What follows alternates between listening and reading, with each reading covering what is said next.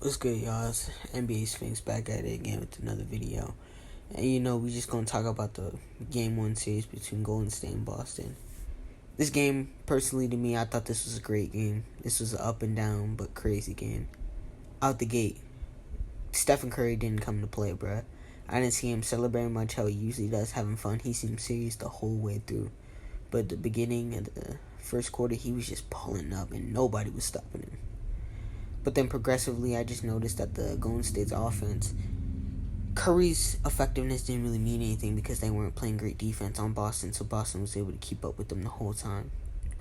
But later on in the third and fourth quarters, I noticed that Golden State's defense started to amp up a little more to, stop the Boston defense, but Boston's offense in the third and fourth quarter were just crazy. Jaylen Brown did what he needed to do tonight.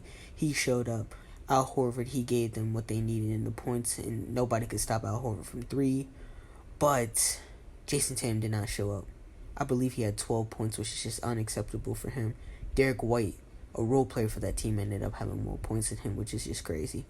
But people are talking about, well, Jason Tatum had a bad game, so this series is basically over. Of course, the Celtics are going to win, which I think is just crazy because they're not going to get that same product from Al Horford, I don't think, or Derek White again.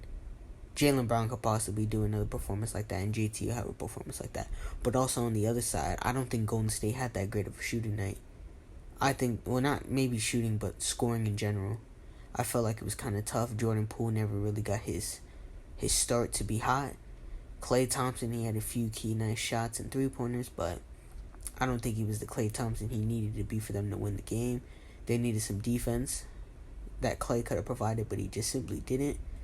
Draymond, he did okay. He didn't have that many points. Steph Curry brought it. He did what he needed to do. Wiggins brought it a little bit on defense, and he was scoring a lot more. But there was just so many open shots and missed opportunities in this game.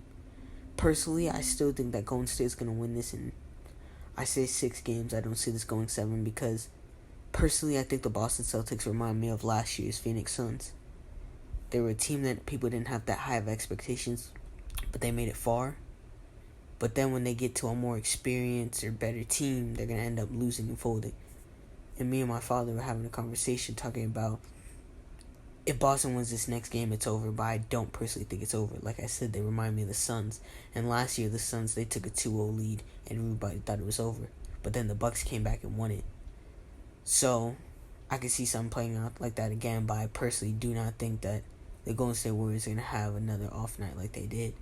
And I think Golden State's going to win this in 6, as I already said. And Steph Curry will accomplish and get his 4th ring.